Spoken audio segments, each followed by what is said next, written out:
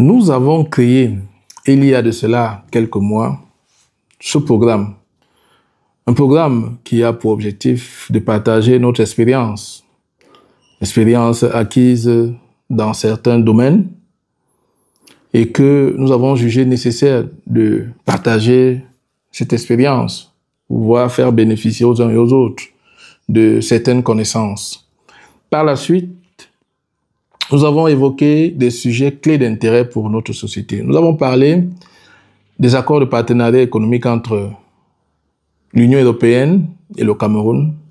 Nous avons parlé de l'AGOA, African Grand Opportunity Act, et nous avons également parlé du manque de personnel dans certains domaines précis. Alors, il est important, à un temps soit peu, de s'arrêter et d'évaluer si ce programme est un succès ou alors il faut pouvoir apporter quelques aménagements afin de continuer dans cette optique pédagogique pour pouvoir permettre aux uns et aux autres de se retrouver. Je voudrais le rappeler ici, nous avons reçu certaines critiques et certains conseils et que nous ne pouvons ignorer. Nous allons évoquer tout cela et vous présenter ici ce que nous envisageons faire dès cet instant. Je voudrais tout d'abord remercier nos abonnés, tous ceux qui nous suivent depuis le départ, parce que ce sont eux qui nous encouragent. Quand on voit les réactions des uns et des autres, nous sommes contents, nous sommes fiers. Nous rendons compte que nous ne faisons pas ce travail pour rien. Et cela nous encourage à aller un peu plus de l'avant. Nos premières publications avaient en moyenne pour durer 5 à 6 minutes. Mais par la suite, vu la densité des informations qu'il fallait relayer, nous nous sommes retrouvés à 10, voire 11 et 12 minutes même, ce qui est en soi très important. Mais nous avons reçu un retour que nos publications étaient assez longues. Alors nous avons écouté cela et puis nous pensons qu'il est judicieux de réduire ce temps de passage pour chaque article. Nous allons travailler à ce que les articles soient publiés pour une durée en moyenne de 4 à 5 minutes maximum, ce qui est déjà important. Donc nous allons au maximum réduire, condenser toutes nos informations. J'ai reçu également un commentaire où un abonné me pose la question de savoir, mais pourquoi est-ce que vous ne parlez pas de la politique? Mais nous parlons de la politique. L'économie est un enjeu important sur le plan politique. Et nous ne pouvons pas dire que nous ne l'évoquons pas. Toutes nos publications révèlent des enjeux importants. Et ces enjeux ont un impact sur la politique mise en place dans un pays. Nous ne pouvons tout simplement pas nous lancer dans ce jeu que nous voyons des autres faire, c'est-à-dire commencer à évoquer des régimes dans telle zone dans nos différents pays.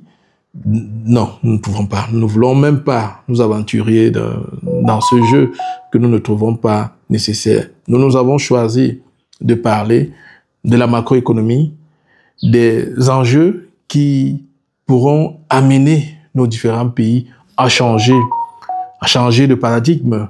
Parce que pour l'instant, nos économies n'ont pas une base assez solide.